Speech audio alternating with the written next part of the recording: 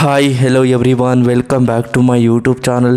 ಇವತ್ತಿನ ಈ ವಿಡಿಯೋದಲ್ಲಿ ನಿಲಾವುಕು ಇನ್ಮೇಲ್ ಇನ್ನದಿ ಕೊಬಮ್ ಮೂವಿಯ ರಿವ್ಯೂ ಮಾಡ್ತಾಯಿದ್ದೀನಿ. ಈ ಮೂವಿಯ ಸ್ಟೋರಿ ಏನು, ಬಜೆಟ್ ಏನು, ಕಲೆಕ್ಷನ್ ಏನು, ಯಾವ ಭಾಷೆಯಲ್ಲಿ ಬಿಡುಗಡೆಯಾಗಿದೆ, ಯಾರ್ಯಾರು ನಟ ನಟಿಯರು ಇದ್ದಾರೆ, ಬಾಕ್ಸ್ ಆಫೀಸು, ಹಲವಾರು ಫ್ಯಾಕ್ಟ್ಗಳನ್ನು ಈ ವಿಡಿಯೋದಲ್ಲಿ ತಿಳ್ಕೊಬರೋಣ. ಅದಕ್ಕೂ ಮುಂಚೆ ನಮ್ಮ ಚಾನಲ್ಗೆ ಸಬ್ಸ್ಕ್ರೈಬ್ ಆಗಿಲ್ಲ ಅಂದರೆ ಸಬ್ಸ್ಕ್ರೈಬ್ ಮಾಡಿಕೊಂಡು ಕೆಳಗಡೆ ಕಾಣ್ತಿರೋ ಬೆಲ್ಲೈಕನ್ನ ಕ್ಲಿಕ್ ಮಾಡಿಕೊಳ್ಳಿ. ಬನ್ನಿ ಗಾಯ್ಸ್, ಇವತ್ತಿನ ವಿಡಿಯೋವನ್ನು ಶುರು ಮಾಡೋಣ. ಮೊದಲು ಈ ಮೂವಿಯ ಮೇನ್ ಲ್ಯಾಂಗ್ವೇಜ್ ಬಂದು ತಮಿಳ್ ಆಗಿದೆ. ಯಾವುದೇ ಭಾಷೆಗಳಲ್ಲೂ ಡಬ್ ಆಗಿಲ್ಲ ಅಂತ ಹೇಳಬಹುದು. ಹಾಗೆಯೇ ಬಜೆಟ್ ನೋಡೋದಾದರೆ 14 ಕೋಟಿ ಬಜೆಟನ್ನು ಹಾಕಿದ್ದಾರೆ. ಬಾಕ್ಸ್ ಆಫೀಸ್ ಕಲೆಕ್ಷನ್ ನೋಡಿದ್ರೆ 32 ಕೋಟಿ ಕಲೆಕ್ಷನನ್ನು ಮಾಡಿದೆ ಅಂತ ಹೇಳಬಹುದು. ಹಾಗೆಯೇ ಈ ಮೂವಿಯ ಡೈರೆಕ್ಟರ್ ಬೈ ಧನುಷ್. ಹಾಗೆಯೇ ಈ ಮೂವಿಯ ಬಿಡುಗಡೆ ಆಗಿದ್ದ ದಿನಾಂಕ ಫೆಬ್ರವರಿ 21, 2025 ಬಿಡುಗಡೆ ಆಗಿರುವ ದಿನಾಂಕ. ಹಾಗೂ ರನ್ನಿಂಗ್ ಟೈಮ್ 131 ನಿಮಿಷಗಳ ಕಾಲ ಈ ಮೂವಿಯನ್ನು ತುಂಬ ಅದ್ಭುತವಾಗಿ ಕೊಟ್ಟಿದ್ದಾರೆ. ಹಾಗೆಯೇ ಈ ಮೂವಿಗೆ ತಮಿಳಲ್ಲಿ ಸಾಂಗ್ ಕೂಡ ತುಂಬ ಅದ್ಭುತವಾಗಿ ಕೊಟ್ಟಿದ್ದಾರೆ ಅಂತಲೇ ಹೇಳಬಹುದು. ಹಾಗೆಯೇ ಈ ಮೂವಿಯಲ್ಲಿ ಯಾರ್ಯಾರು ನಟ ನಟಿಯರು ಇದ್ದಾರೆ ಅನ್ನೋದನ್ನು ನೋಡೋದಾದರೆ ಮೊದಲು ಧನುಷ್ ಹಾಗೂ ಅಖಿಲ್ ಹಾಗೂ ಪವಿನ್ ಶ್ರಾಮನ್ ಹಾಗೂ ಮಥ್ಯೂ ಥಾಮಸ್, ಇನ್ನೂ ಹಲವಾರು ಆ್ಯಕ್ಟರ್ಸ್ಗಳು ಈ ಮೂವಿಯಲ್ಲಿ ನಟನೆ ಮಾಡಿದ್ದಾರೆ ಅಂತ ಹೇಳಬಹುದು. ಹಾಗೆಯೇ ಈ ಮೂವಿಗೆ ಹೆಚ್ಚಿನ ರಿವ್ಯೂಸ್ ಕೂಡ ಬಂದಿದೆ ತಮಿಳಲ್ಲಿ. ಆಡಿಯನ್ಸ್ಗಳು ಕೂಡ ಸಿಕ್ಕಾಪಟ್ಟೆ ಇಷ್ಟಪಡುವಂಥ ಸಿನಿಮಾ ಆಗಿದೆ ಅಂತ ಹೇಳಬಹುದು. ಹಾಗೆಯೇ ಈ ಮೂವಿಗೆ ತಮಿಳಲ್ಲಿ ಸಾಂಗ್ ಕೂಡ ಸೂಪರ್ ಹಿಟ್ ಆಗಿದೆ ಅಂತಲೇ ಹೇಳಬಹುದು. ಹಾಗೆಯೇ ಧನುಷ್ ಅವರು ಸಾಂಗಲ್ಲಿ ತುಂಬ ಆ್ಯಕ್ಟಿಂಗನ್ನು ಮಾಡಿದ್ದಾರೆ. ಹಾಗೆಯೇ ಅದ್ಭುತವಾದ ಡ್ಯಾನ್ಸ್ ಕೂಡ ಕೊಟ್ಟಿದ್ದಾರೆ ಅಂತಲೇ ಹೇಳಬಹುದು.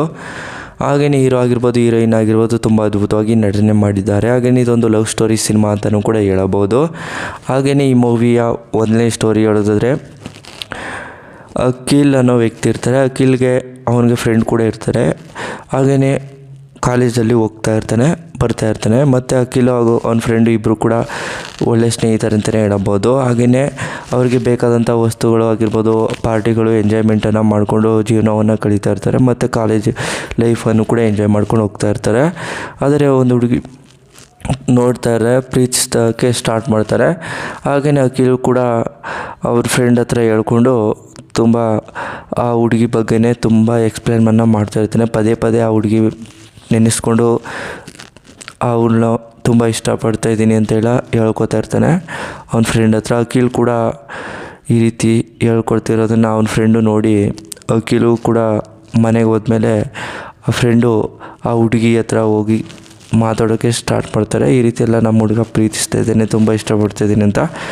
ಕರ್ಕೊಂಡು ಹೋಗು ಅಂತೇಳಿ ಆ ಹುಡುಗಿನೂ ಕೂಡ ಹೇಳ್ತಾಳೆ.